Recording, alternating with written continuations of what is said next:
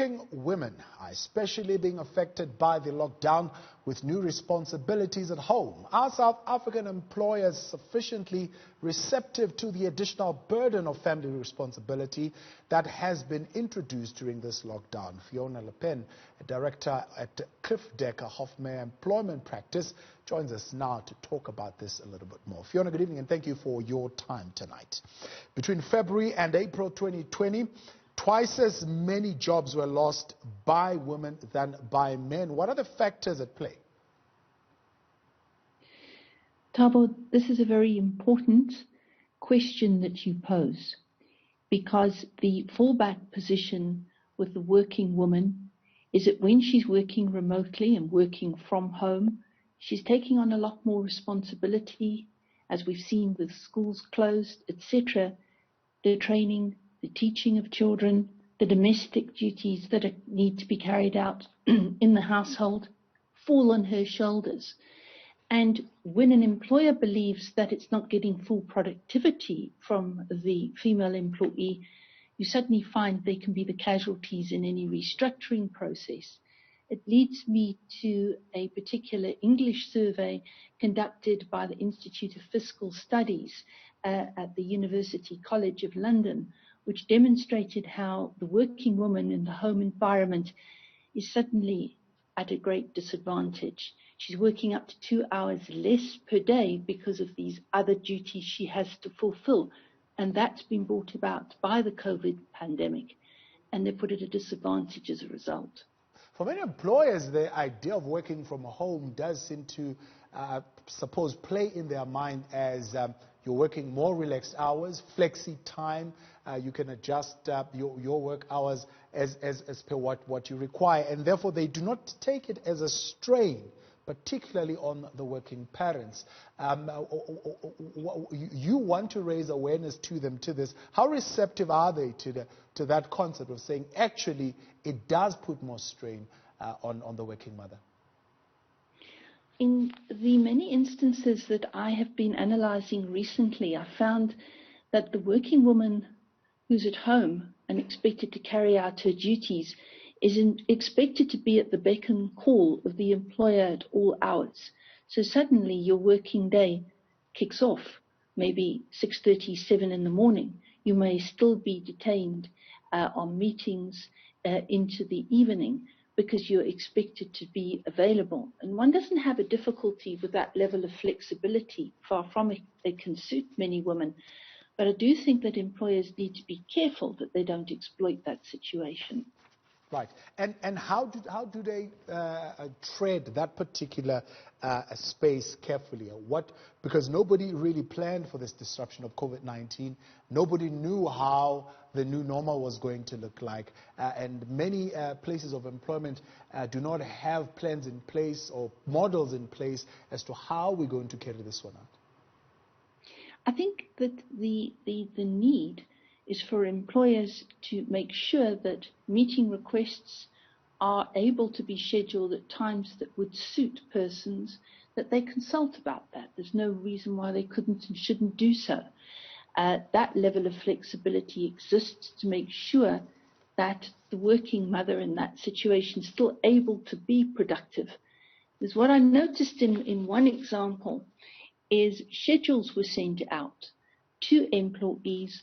Plot exactly what are you doing at home, how many hours are you spending on what, and came back and said, well, this is only 6 productive hours, why am I paying for a full day's work? But the 6 productive hours might actually be quantitatively what the employer needs to get that job done, in which case whether it took the person 6 hours or 8 hours, the particular targets are being met.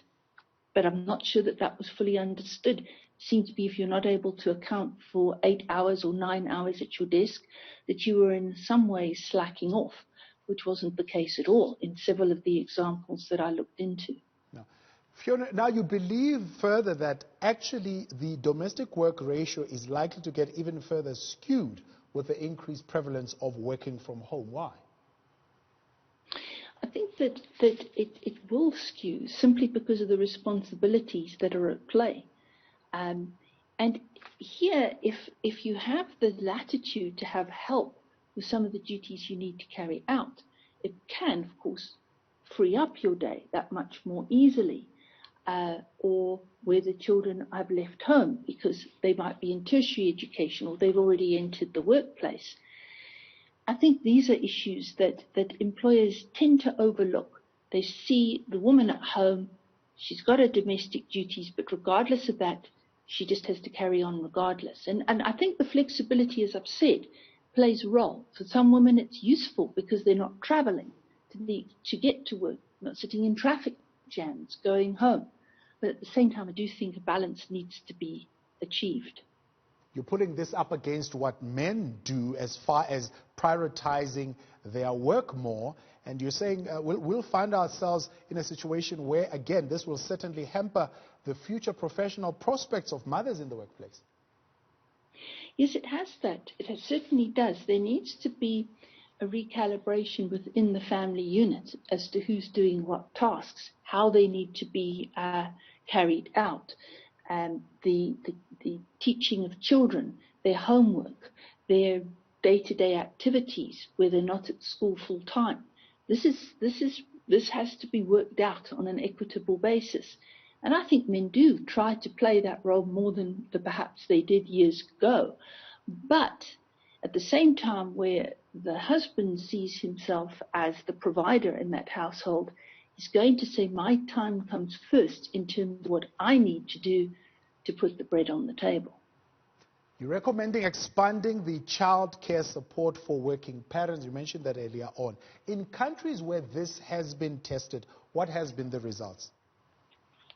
So it's been quite interesting, some of these studies, and indeed there are examples for example, in Costa Rica, the United Nations, in one of their surveys, reported that they have provided reduced interest rates, credit to cooperatives and business projects which are targeted at women, getting them into workplace situations, into productive work. Why? To alleviate poverty, to obviously assist in that regard. And of course, I think that's important beyond just women, in fact, but also youth, so very important in the South African context. So are you suggesting then, Fiona, if I'm hearing you clearly, that ultimately there should be expanded childcare support given to parents working from home and the employer should fit the bill? Literally, ultimately, they must absorb that new financial stress that will then come with getting somebody to come and help you. In New Zealand, for example, that's not placed at the door of the employer. It's a social grant. They call it the family package. And it's really to, if you like, put a price on this invisible work that families have to do just to keep themselves in a position where they can offer their services to the employer. And I'm saying that's all very well and good, but we don't have that elastic in South Africa. And always to put it at the doorstep of the employer can be extremely difficult. Our economy is under such strain. I think that our Department of Employment and Labour has gone to great extent to make funds available to households losing money during this COVID period through the COVID TERS benefit scheme. But that has a finite end when the state of disaster comes to an end. So we have to be careful on that front because the funds are not going to be there to support that type of need going forward. But it's certainly something to look at where we can.